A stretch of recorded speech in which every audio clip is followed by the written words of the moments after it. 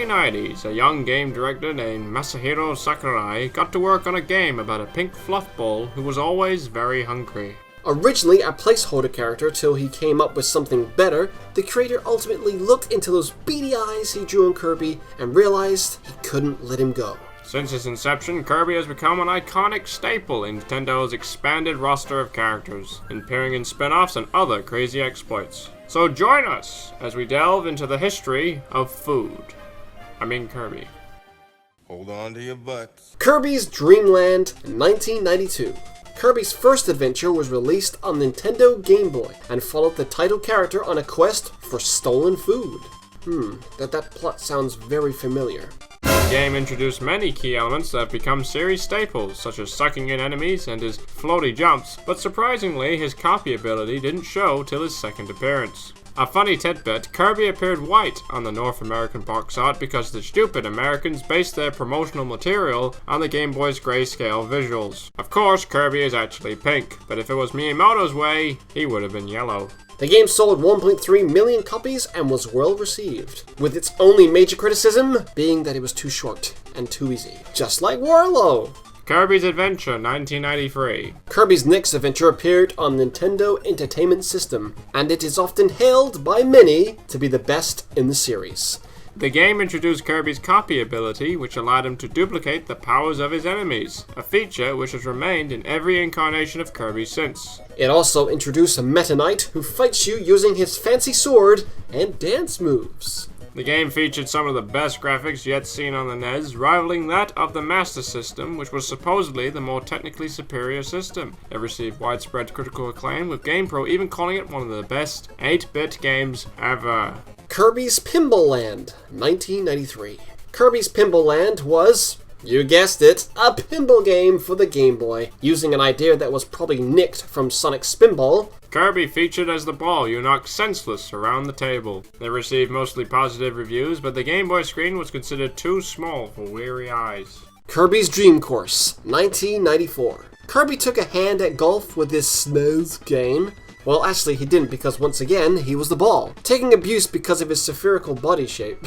The game was originally conceived on the NES as a miniature golf game called Special Tee-Shot, but the developers retooled it as a Kirby game, as he is profitable and they wanted more money. The game received positive reviews. Oh, fancy. Kirby's Avalanche, 1995. Or Ghost Trap, as it is known in Europe. Why Ghost Trap? This is about trapping ghosts! Released for the Super Nintendo, this was a puzzle game which was similar to Dr. Robotnik's Mean Bean Machine. However, both games are actually based on the Puyo Puyo series from Japan. In fact, Kirby's Avalanche is the Western version of Super Puyo Puyo, and Mean Bean Machine was the Western release of the original Puyo Puyo. Kirby's Dream Land 2, 1995. Released on the Game Boy, Dream Land was a, in case you hadn't guessed, sequel to Kirby's first adventure. It introduced 3 new animal friends which Kirby could abuse for his own purposes, including the beloved Rick the hamster. It sold more than 1 million units and was praised for being fun. Of course the game's meant to be fun. Apparently the game is one of the hardest Kirby games to attain a 100% completion rate. But that's not saying much, as most Kirby games are as easy as eating chocolate cake. Blindfolded with both hands tied behind your back. Kirby of the Stars, the story of DDD who lives in 1995? A manga series that ran from 1995 to 2006. It featured Kirby and all his friends getting involved in various scrapes with the law. It ran for 25 issues and was apparently set for release in America by Viz Media. But in 2011, Viz Media denied all existence of a translation and disappeared from the face of the planet, possibly adopted by Kirby's Block Ball, 1995. Another Kirby game for the Game Boy. This one was a breakout style game where Kirby once again played the ball. Kirby sure likes to take a lot of punishment. Well, no, he doesn't, because he isn't real. He's as fake as my accent. Kirby's Toy Box, 1996. Now this was interesting. Released exclusively in Japan, Kirby's Toy Box was a collection of games that were broadcast over the Saint Giga network. Am I saying this right? I think so. For the Satellite View, an add-on for the Super Famicom. It featured 8 minigames, including pinball and baseball, where Kirby, once again, played the ball. Kirby Superstar, 1996. This little game featured 8 short games, including Spring Breeze, which was a remake of Kirby's Dream Land, Dynablade, which involves Kirby fighting a giant bird, and my personal favorite, Revenge of Meta Knight, where you have to destroy Meta Knight's battleship, the Halberd, amongst many others. The game was a commercial success, selling over 1 million copies in Japan alone, and was mostly well received.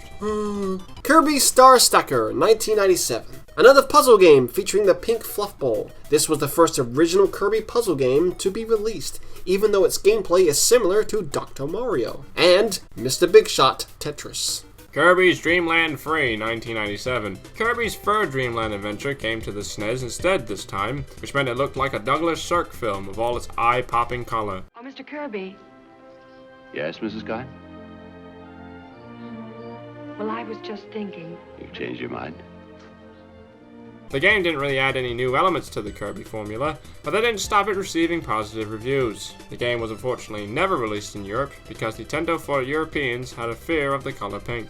Kirby Sparkling Kids, 1998. Is this real? Yeah. Strange title, I know, but this was a remake of Kirby's Star Stacker for the Game Boy released exclusively in Japan for the Super Famicom. Hence the strange title when it's translated. It was completely identical to the original except with prettier graphics. Super Smash Bros. 1999. You know what?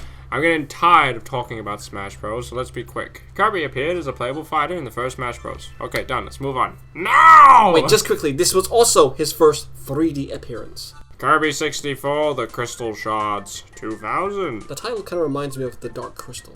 Kirby's first standalone foray into 3D was released for the Nintendo 64, but despite using 3D graphics, the gameplay remained within the 2D realm. The game continued the classic Kirby gameplay, but included the ability to combine enemy powers to create new ones, such as a giant spinny thing. It also featured a playable King DDD, where Kirby rides on his back and he smashes walls with his hammer. Like the first game, Kirby 64 was criticized for being too short and easy, but that didn't stop it selling over 1 million copies. It also included multiplayer minigames, but we don't talk about those. Kirby, wait, it's in Japanese. What does it say? Hang on, let me just translate it using my advanced supercomputer.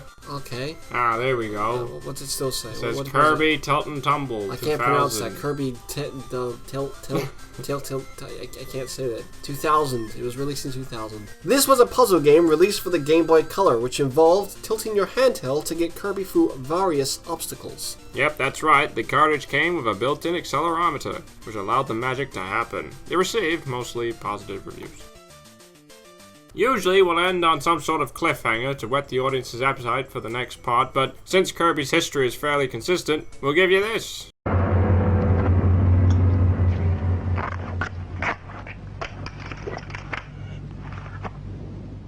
What happens next?